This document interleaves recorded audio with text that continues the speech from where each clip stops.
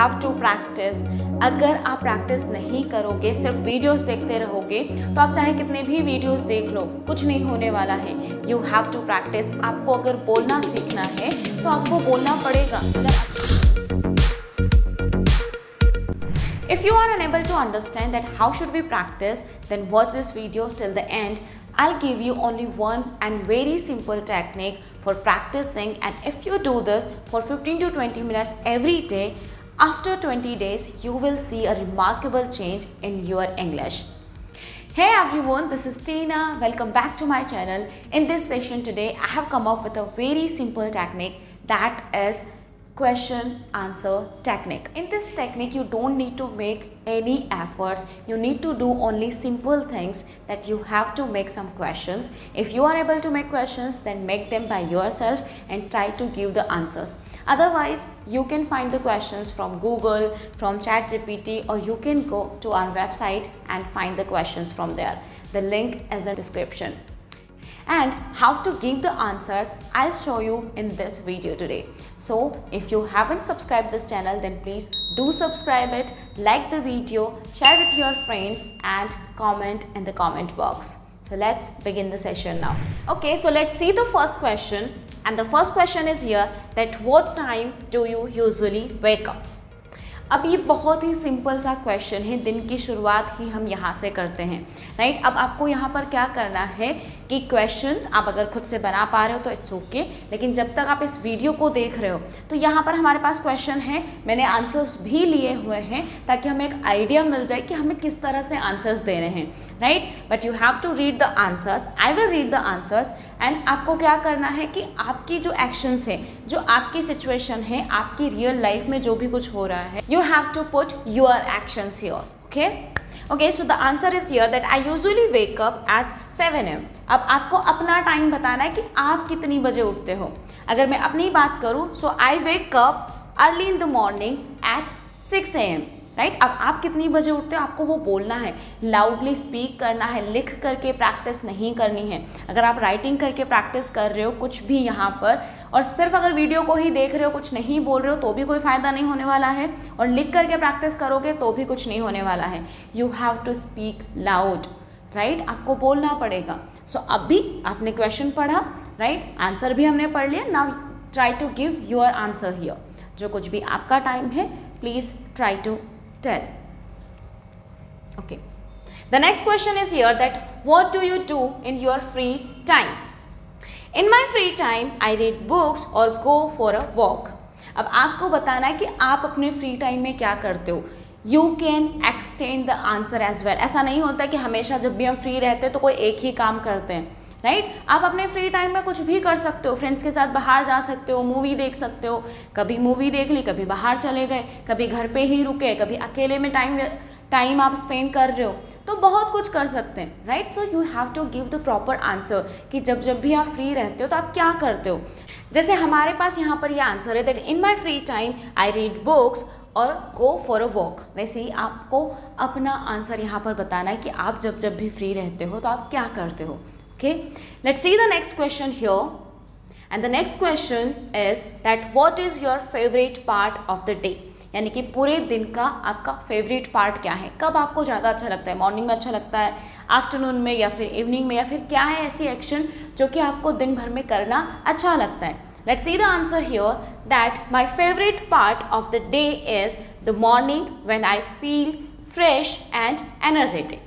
अब आपको कब अच्छा लगता है वो आपको यहाँ पर बताना है। जैसे अगर मैं अपनी बात करूँ, so my favourite part of the day is the evening when I take my offline sessions, I enjoy it a lot, right. तो अब आपको अपना बताना है कि आपका फेवरेट पार्ट दिन का कौन सा है, कब आपको बहुत ही ज़्यादा अच्छा लगता है, या फिर कौन सी ऐसी एक्शन है जिसको करना आपको बहुत अच्छा लगता है पूरे दिन में। Okay, now let's see the next question, What time do you finish your work?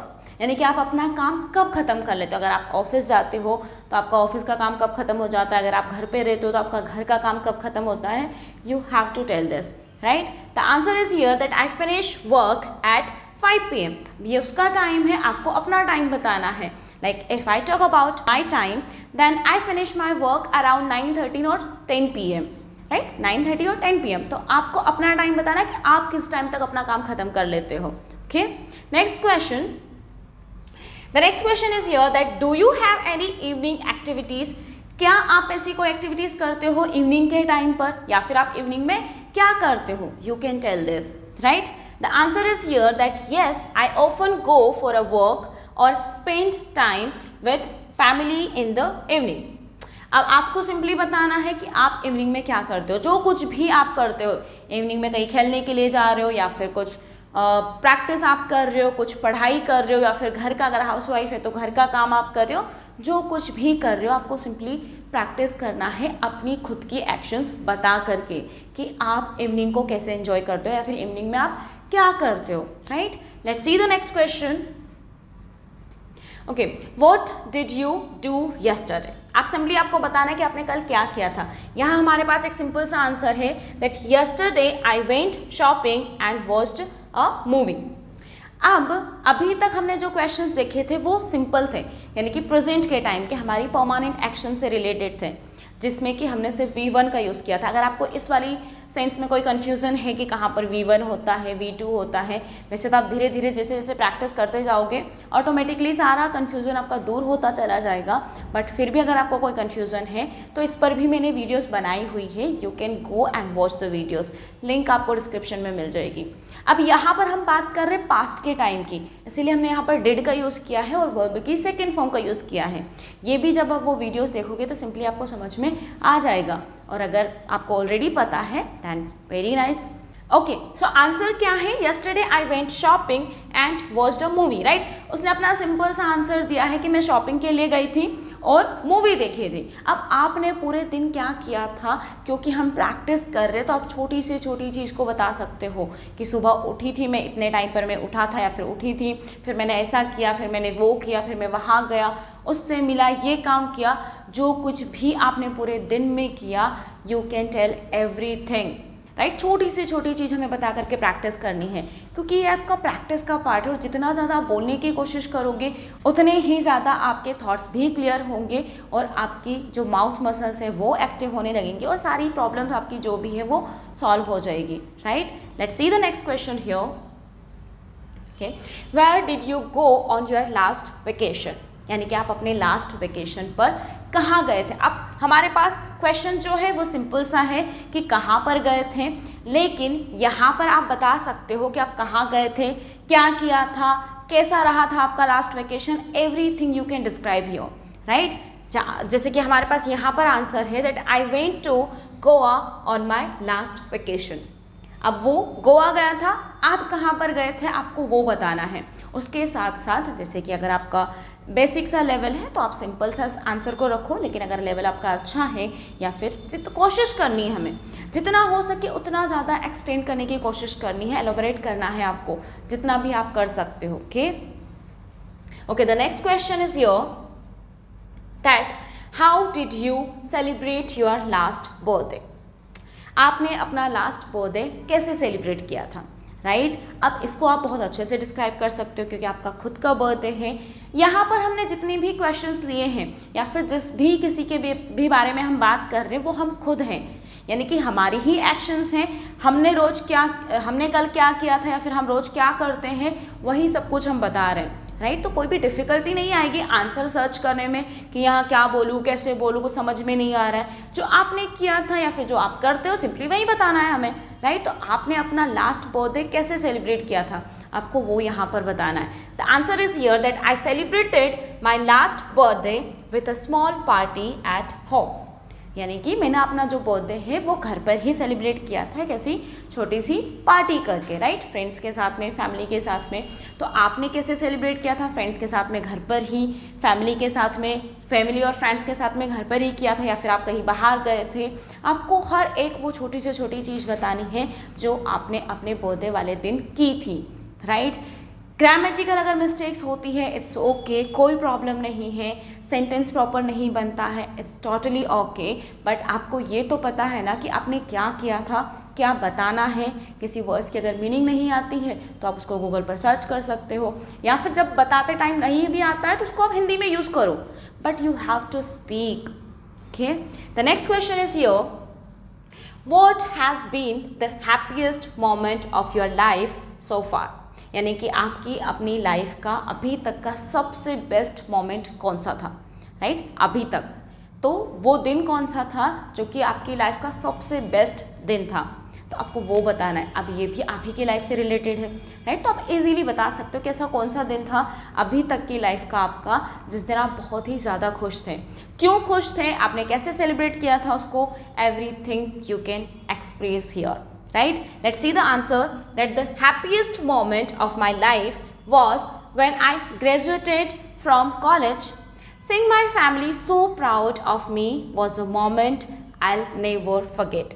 Right? यानी कि जब मैंने ग्रेजुएशन किया था कॉलेज से, वो दिन मेरा बहुत ही अच्छा दिन था, राइट? मैंने अपने पेरेंट्स को जब प्राउड फील करते हुए देखा तो वो मोमेंट मेरे लिए बहुत ही अच्छा था और मैं उसे कभी नहीं भूल सकता. तो अब आपको बताना है कि आपके लाइफ का सबसे बेस्ट डे कौन सा था, okay? And I hope you will practice like this. आप बताओगे आपकी लाइफ का कोई ना कोई दिन तो ऐसा रहा होगा जो कि आपको बहुत अच्छा लगा हो, या फिर आपकी ऐसा नहीं कुछ याद आ रहा है तो आप आज ही का दिन डिस्क्राइब कर सकते हो, right? But you have to practice. Okay, the next question is here that why are you learning English? Now I want you to give this answer in the comment box. Please आपको इस question का answer comment box में देना है कि आपका क्या reason है, आप क्यों इंग्लिश सीखना चाह रहे हो, राइट? और हमारे पास एक रीज़न होना चाहिए. अगर आपके पास कोई रीज़न नहीं है तो आप इसको इतने अच्छे से नहीं सीख पाओगे. अगर आपके पास रीज़न होगा तो आप इससे बहुत अच्छे से और जल्दी कोशिश करोगे, अपने पूरे एफर्ट्स लगाओगे, फुल फोकस्ड होकर के प्रैक्टिस करोगे, right? So you must have a reason behind learning English and you have to let me know the reason in the comment box below. और आप ऐसे भी बता सकते हो, जो भी कुछ आपकी प्रॉब्लम है आप वो भी शेयर कर सकते हो. रीज़न के साथ साथ आप ये भी बता सकते हो कि आप मुझसे क्या चाहते हो, how can I help you. Okay, I hope you will let me no in the comment box. Okay, I hope कि आपको ये टेक्निक समझ में आ गई होगी and you will practice like this. आपको कुछ नहीं करना है, सिंपली कुछ क्वेश्चंस बनाने हैं. अगर खुद से समझ में नहीं आता है कि कैसे क्वेश्चन बनाना है तो आप, जैसे कि मैंने आपको बोला, आप ChatGPT से ले सकते हो, गूगल से जाकर के ले सकते हो. हमारी वेबसाइट पर भी आपको ये क्वेश्चंस मिल जाएंगे और वहाँ पर आपको क्वेश्चन के साथ साथ आंसर्स भी मिलेंगे, जिससे कि आपको एक आइडिया मिल जाएगा कि हमें आंसर कैसे देने हैं, राइट? क्वेश्चन तो हम धीरे धीरे बनाने सीख ही जाएंगे, लेकिन जब हम देखेंगे, पढ़ेंगे, खुद प्रैक्टिस करेंगे तो सारी चीज़ें, पूरा स्ट्रक्चर, सब कुछ हमें धीरे धीरे समझ में आने लग जाएगा और खुद से हम फिर क्वेश्चन और आंसर दोनों ही बनाने लग जाएंगे. और एक कॉन्वर्जेशन में सबसे ज़्यादा इम्पोर्टेंट यही होता है. जब भी आप किसी के साथ कॉन्वर्जेशन करते हो तो हम यही करते हैं, क्वेश्चन पूछते हैं, उसके आंसर्स देते हैं, फिर खुद अगर वो आंसर में से हमें कुछ लगता है कि हाँ इसमें से मतलब ऐसा क्यों, कहाँ, कैसे, ऐसे ही करके हम कॉन्वर्जेशन करते हैं, right? So you have to make some questions, you have to give the answer and you have to practice.